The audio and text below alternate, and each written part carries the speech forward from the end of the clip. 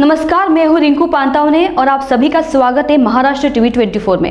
अंग्रेजों से लोहा लेने की बात हो, अन्याय के विरुद्ध डटकर खड़े रहने की बात हो या फिर देश को गुलामी की जंजीरों से आजाद कराने की बात हो, इन सब में एक नाम जो सबसे ऊपर और सबसे पहले हमारे जहन में आता है वो है नेताजी सुभाष चंद्र बोस का।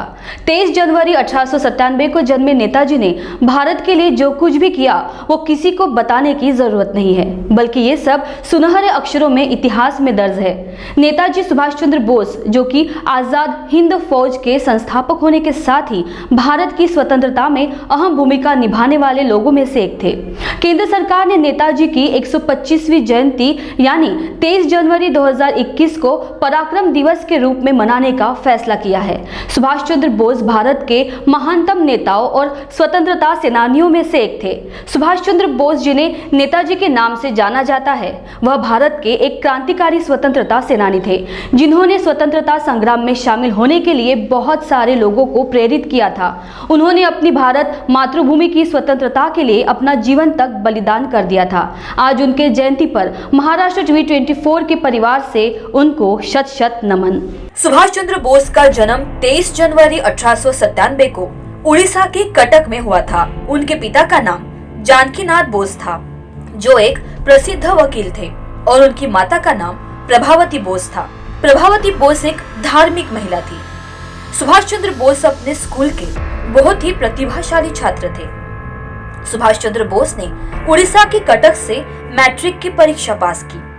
उन्होंने 1919 में प्रेसिडेंसी कॉलेज से स्नातक की उपाधि प्राप्त की। फिर उन्होंने इंग्लैंड जाकर कैम्ब्रिज विश्वविद्यालय से ट्रिपोस की डिग्री ली।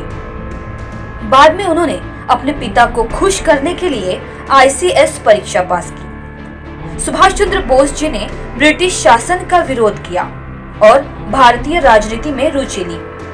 वह देश की स्वतंत्रता के सेवा के लिए कांग्रेस के आंदोलन में शामिल हुए।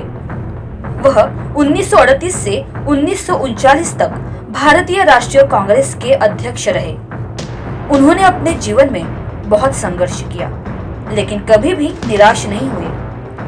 नेताजी सुभाष चंद्र बोस जी को 1942 में आजाद हिंद फौज की स्थापना करने वाले व्यक्ति के रूप में भी जाना जाता है। ब्रिटिश सरकार ने उन्हें अंग्रेजों के खिलाफ आंदोलन के लिए गिरफ्तार किया था, लेकिन दूसरे विश्व युद्ध के दौरान वह भाग गए। उन्होंने अपनी सेना के लोगों को तुम मुझे खून दो और मैं तुम्हें आजादी दूंगा को अपने इस महान शब्दों के माध्यम से अपनी मातृभूमि को अंग्रेजों के शासन से मुक्त करने के लिए प्रेरित किया था।